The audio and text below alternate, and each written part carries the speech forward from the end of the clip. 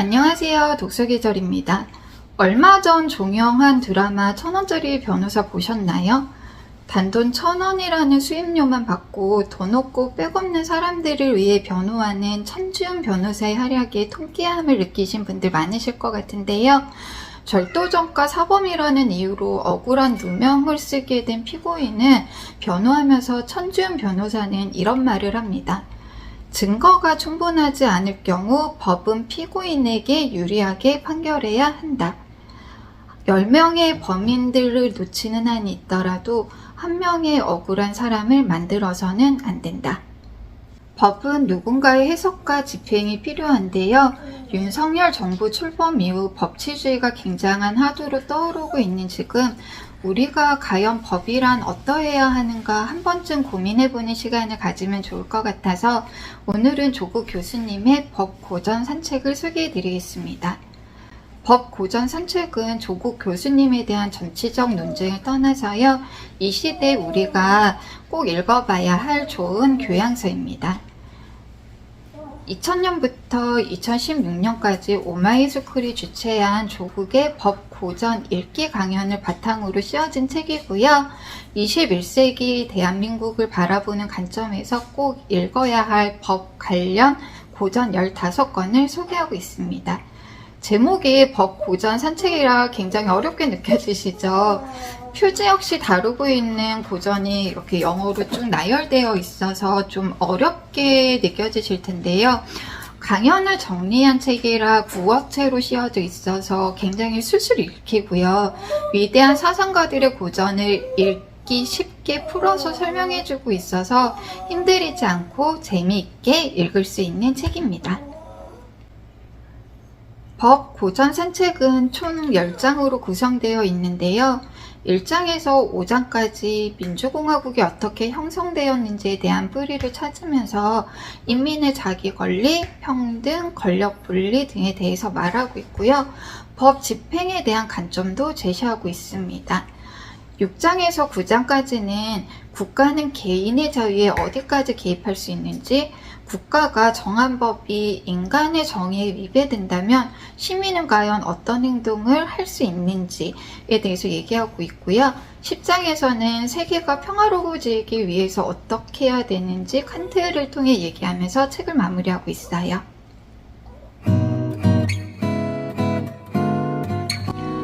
장자크 루소는 교육 관련 책 에밀로도 유명한데요. 에밀을 쓴 저자 본인은 하인과 낳은 아이 5명을 전부 다 고아원에 보내서 좀 많은 비판을 받았습니다. 루소의 사회계약론은 1762년에 출간된 책이고요. 1889년 프랑스 혁명에 많은 영감을 줬다고 합니다. 프랑스 혁명의 강경파인 로베스피에르, 장폴 마라가 좀 탐독한 책으로도 유명하기도 합니다. 17년대 중반은 신이 준 왕권을 가진 왕이 나라를 지배하던 시대였어요. 이런 시대의 루소는 국가는 왕의 것이 아니라 인민들이 평등한 개혁으로 만들어낸 것이다 라고 주장합니다. 절대왕정 시대에 이런 전복적인 주장을 했다는 건 정말 대단한 것 같아요. 루소는 평등을 계속 강조하는데요. 평등 없는 자유는 존속될 수 없다고 얘기합니다. 불평등한 사회에서는 가난한 사람은 계속 수탈당하면서 가난하고요. 부자인 사람은 계속 부자인 상태가 되기 때문에 자유를 얘기하기 전에 평등을 이루는 것이 중요하다. 평등을 무너뜨리지 않기 위해서는 입법을 통해 규제를 해야 된다고 말합니다. 2023년 자유만 지나치게 좀 중요시되고 있는 지금 우리 역시 뼈아프게 새겨들어야 하는 말 같습니다. 루소의 사상이 정말 전폭적이었던 건 사회가 계약을 위반했을 경우 인민은 계약을 파기할 수 있다는 혁명권을 인정했다는 것입니다. 우리의 자유와 평등을 위해서 계약으로 국가를 만들었는데 국가가 우리의 자유 평등을 억압한다면 혁명으로 계약을 파기할 수 있다는 사상이 프랑스 혁명의 기본 토대가 되었고요. 루소는 또한 투표가 아닌 추첨을 통해서 대표를 뽑아도 투표로 뽑은 똑똑한 사람들의 몫은 할 거라고 주장하는데요. 추첨제는 지금 유럽이나 미국 같은 나라에서 자리 잡은 배심 제도로 연결이 됩니다. 우리나라 역시 노무현 정부 대통령 시절에 이제 배심원 제도를 도입하려고 했는데요. 많은 반대에 부딪혀서 좀 정착이 잘 되지 못했어요. 정리하자면 루소는 사회 계약론을 통해 인민이 주권자임을 깨닫고 내가 뽑은 대표자라고 하더라도 감시하고 대의민주주의만으로는 충분하지 않기 때문에 추첨제 도입을 주장하면서 자유만큼 평등이 중요하다고 주장했어요. 대한민국 헌법 제1조 1항은 대한민국은 민주공화국이다 이고요. 1조 2항은 주권은 국민에게 있고 모든 권력은 국민으로부터 나온다입니다. 우리의 헌법 역시 루소의 사상에 비치고 있음을 상기하면서 1장 마칠게요.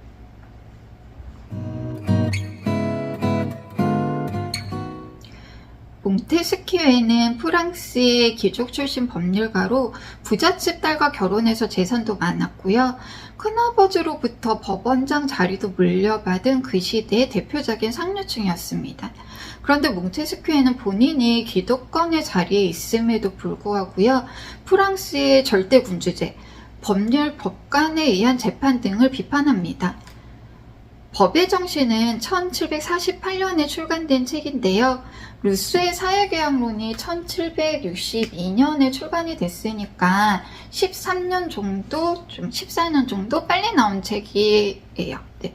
몽테스키에는 영국의 명예혁명을 좀 경험하고 프랑스의 절대 군주제가 바뀌어야 함을 느낍니다. 몽테스키에는 법의 정신을 쓰기 전에 페르시아인의 편지라는 작품을 통해서 프랑스의 절대 군주제를 비판했는데요.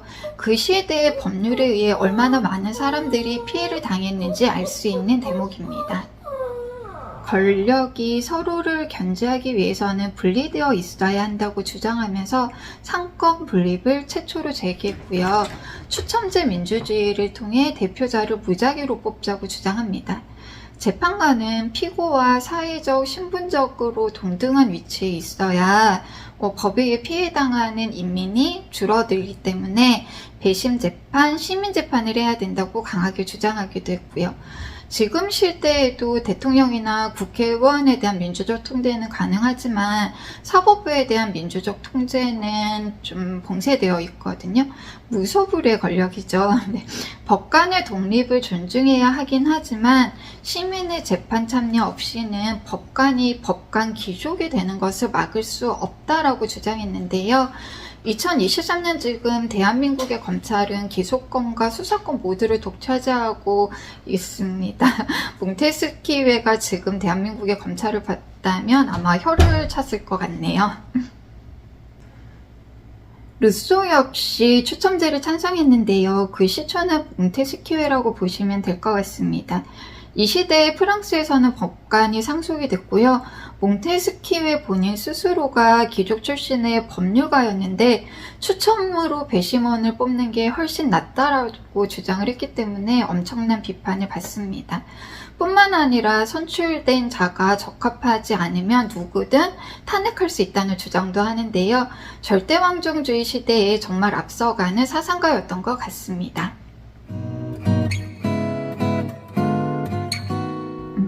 3장에서는 입법권의 한계와 저항권에 대해 주장한 존 로크의 통치론을 살펴보도록 하겠습니다. 통치론은 영국의 명예혁명이 있었던 그 다음에 1689년에 출간이 됐는데요. 명예혁명을 정당한 체계라고 평가를 받고 있습니다. 로크는 전제군제 권력을 제지하고 군주와 의회가 타협해서 권력을 분리하자고 주장합니다. 명예혁명이 의회 정치를 도입한 평화혁명이기 때문에 로크의 주장은 이를 뒷받침하는 사상으로 볼 수 있습니다. 로크는 사회계약을 통해 나라를 만들어야 한다고 얘기하는데 사회 운영은 다수결로 해야 된다는 거예요. 지금은 다수결이 아주 당연하게 여겨지고 있지만 330년 전에 그런 주장을 했으니까 정말 급진적이고 전폭적이었던 거예요. 통치론에서 로크는 다수결 얘기를 하면서 입법권의 한계, 저항권에 대해서 주장합니다. 로크의 사상이 지금 시대에 중요한 의미를 가지는 것은 혁명권을 인정했다는 데 있는데요. 인민은 자신의 생명과 재산을 보존하기 위해서 사회계약을 했는데 만약 누군가 사회계약을 파기한다면 혁명을 할 수 있다라고 얘기해요. 그런데 혁명을 언제 하느냐? 예방적으로도 가능하다라는 겁니다. 계약을 파기하기 전 혁명으로 예방할 권리가 있다. 혁명가들에게 큰 영감을 주었죠. 로크의 통치론이 명예혁명 그 다음에 출간되기는 했지만 명예혁명 이전에 출간을 준비하고 있었기 때문에 로크의 예방적 혁명권 사상이 명예혁명에 영향을 줬고요. 영국의 명예혁명을 경험한 몽테스키웨가 법의 정신을 통해 절대왕정을 비판하고 더 강력한 권력 분립이 필요하다. 추첨제를 통해 대표자를 선출하자고 주장했고 그 뒤를 이어 루소가 사회계약론을 통해 명예혁명보다 더 강한 혁명을 해야 한다. 국가는 왕의 것이 아니라 인민의 것이다 라고 주장하면서 프랑스 혁명이 일어나게 됩니다. 이 과정을 통해서 민주공화국의 기본틀이 완성되게 돼요. 베카리아는 이탈리아 밀라노 출신이고요. 1764년에 범죄와 형벌을 출간하고 그 당시 유럽의 계몽주의자들에게 많은 영향을 줍니다. 이 책을 출간했을 때 베카리아의 나이가 26살이었다라고 하니 정말 대단한 사상가였던 것 같아요. 범죄와 형벌은 1762년에 출간된 루소의 사회계약론을 형사사법체제에 어떻게 적용해야 하는지를 고민한 책인데요. 법을 집행하는 사람 입장이 아니라 당하는 사람의 입장에서 체제를 바꿔보자고 합니다. 그러면서 종교적 제약과 형사적 범죄를 구별해야 된다고 주장하는데요. 요즘 시대 보면 간통죄 역시 도덕적으로는 죄일 수 있지만 형사적으로는 처벌할 수 없다는 판단하에 폐기가 됐죠. 18세기에는 도덕과 법이 같이 통용되어 해석되었는데 이 시대의 종교적 교리에는 위배되더라도 형사적으로는 처벌해서는 안 된다라고 했으니까 정말 유럽을 뒤집을 수밖에 없었습니다. 베카리아는 해석의 오류가 없게끔 법은 명확해야 한다고 주장하면서 일반 시민이 이해할 수 없는 법률 용어를 사용하지 말고 형벌은 범죄에 비례해서 집행해야 한다고 주장합니다. 범죄는 처벌하는 것보다 예방하는 것이 중요하다고 하는데 사형이나 잔혹한 형벌은 인도주의적 차원에서도 잘못이지만 범죄 예방을 위해서도 효과가 없다고 주장합니다. 범죄를 예방하는 방법 중 가장 확실한 건 형벌의 잔인성이 아니라 형벌의 확정성이 있다는 거죠. 지금 대한민국은 사형을 집행하지는 않지만 사형 폐지 국가는 아닙니다. 사형 폐지에 대한 찬반 여론도 아주 뜨겁고요. 그런데 1760년대 사형제도는 범죄 예방에 효과가 없다고 베카리아는 주장한 거예요. 정말 앞서 나가는 사상가였죠. 베카리아의 범죄와 형벌은 지금까지도 법 고전 중 최고로 꼽히고 있고 형사 시스템이 잘 돌아가고 있는지를 고민할 때 읽어보면 정말 좋은 책으로 많은 법학자분들이 추천해주고 있습니다. 형사사법체제에 대해서 많은 논쟁이 있지만 베카리아의 범죄와 형벌은 지금까지도 많은 울림을 주는 책입니다. 책을 왜 많이 읽어야 하는지 깨달음을 주는 문장 하나 소개하고 사장 마칠게요. 압제자가 내 주장을 접한다면 그건 내게 두려워해야 할 일일지도 모른다. 그러나 압제자는 독서 취향을 갖고 있지 않기에 내가 걱정하는 일은 별로 없을 것이다.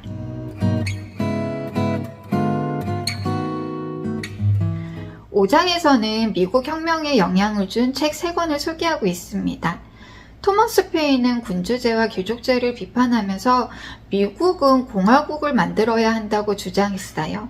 학술서라기보다는 좀 선동적인 정치적 색깔이 있는 글이라고 볼 수 있는데 사회개혁에 관한 구체적인 방안도 제시하고 있습니다. 그런데 정말 놀라운 게 1700년대 중반에 토마스 페인은 보편적인 복지제도를 제안하면서 아동수당, 노령연금, 의무교육, 신혼부부수당, 출산수당, 장례비 지원, 국민연금, 누진세 등을 개혁 방안으로 꼽습니다. 민중에게 부과되는 세금을 줄이고 복지를 강화하자는 거예요.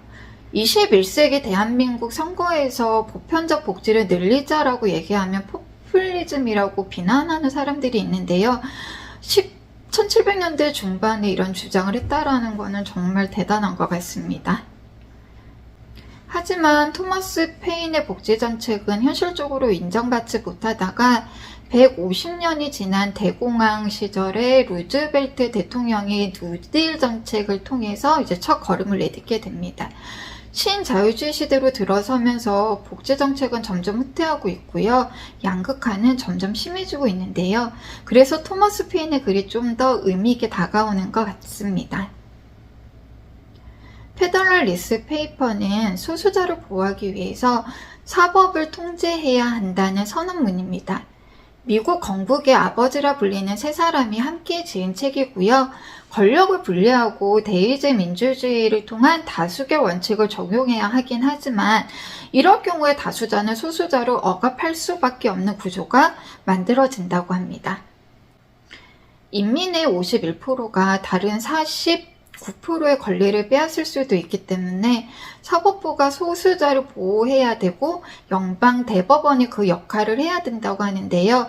그래서 미국의 연방대법원은 현재까지 소수자를 보호하는 판결을 많이 내리고 있어요. 2007년 노무현 정부 시절에 차별금지법 법안을 발의하긴 했는데요. 아직까지도 통과를 못하고 계속 폐기가 되고 있습니다. 기업들은 고소, 고발 등을 부작용으로 반대하고 있고요. 보수 개신교는 동성혼을 인정한다는 이유로 격하게 반대하고 있습니다. 종교적인 이유로 군입대를 거부하는 청년들은 여전히 군복무를 대신해서 교도소에서 수감 생활을 하고 있고요. 다수가 주류인 세상에서 소수자는 여전히 차별과 혐오에 노출되어 있는데요. 대한민국의 사법부는 과연 소수자의 손을 들어줄 수 있을까요? 얼마 전 서울시에서 청소년 촛불 시위단체가 윤석열 대통령 퇴진 촛불 시위에 참여했다는 이유로 보조금을 환수하겠다고 발표했습니다. 우리 헌법에는 언론, 출판, 집회, 시위의 자유가 명확하게 명시되어 있는데요. 현 정부에 반하는 시위에 참여했다고 해서 종북 좌파 이미지를 씌워서 비판한다면 진정한 자유를 누리고 있다고 말할 수 있을까요? 윤석열 정부에서 말하는 자유는 기업이나 돈 있는 사람들, 임대업자들의 자유에만 국한된 게 아닌가 우려스러울 때가 있어요. 자유를 얘기할 때 존 스튜어트 밀의 자유론을 많이 참고하는데 밀은 자유는 자신과 적대적인 사상을 가진 사람들의 자유를 허용하는 데서 시작이 된다고 말합니다. 밀은 자유를 주장하면서 여성 투표권, 노동법 강화를 지지하고 각종 사회의 복지를 강조하기도 했다고 해요. 자유가 중요하기 때문에 노동 유연화를 외치고 부동산 규제를 풀고 법인세를 낮추는 자유가 진정한 자유가 아니라 윤석열 정부를 비판하는 청소년들의 집회를 인정해주는 것이야말로 진정한 자유가 아닐까 함께 고민해보면 좋을 것 같습니다. 2019년도에 플랫폼 서비스 타다와 택시 기사분들의 논쟁 기억하시는 분들 많으시죠? 타다 기사분들을 단순한 플랫폼 노동자로 볼 것인지 여객 자동차 운수 사업법에 적용해서 볼 것인지를 좀 첨예하게 대립하다 결국 타다가 사업을 정리하면서 마무리가 됐는데요. 택시기사분들 입장에서는 소비자의 권리도 중요하지만 기사분들의 이익도 중요하기 때문에 격하게 반대할 수 없었다고 생각합니다.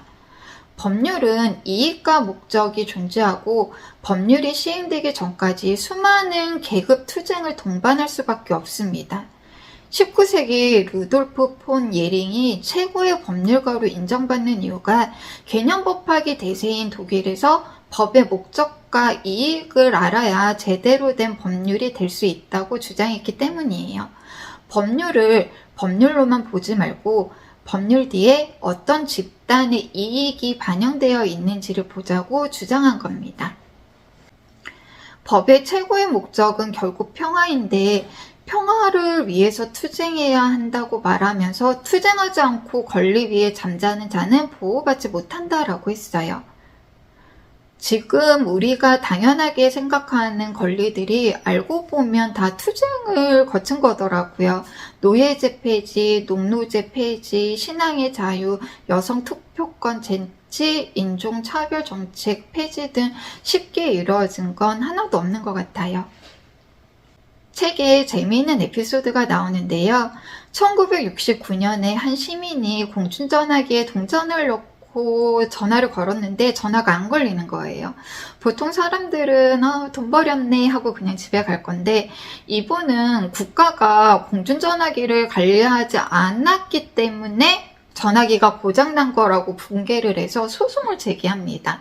결국 승소해서 5원을 돌려받는데요. 그때 소송을 하면서 5원보다 더 많은 소송비와 시간을 버리게 돼요. 그래서 이 시민분에게 주변 사람들이 도대체 왜 그런 소송을 한 거냐 이렇게 물었더니 보장 수리에 무성의한 전화당국과 불친절한 관리자를 일깨워주기 위해서 좀 괘씸한 공중전화를 군중의 이름으로 고발했다 이렇게 대답하셨다고 하는데 너무 멋지죠. 네. 예링은 이게 바로 투쟁을 통해 누릴 수 있는 우리의 권리라고 주장합니다. 소송물의 가치가 아무리 미비하더라도요, 권리 침해와 인격을 침해하는 경우에는 투쟁해야 한다고 말합니다.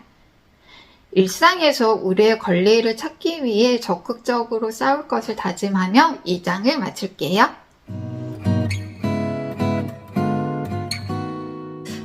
군부독재 시절 군부독재 체제를 옹호하면서 늘 인용되던 문장이 있습니다.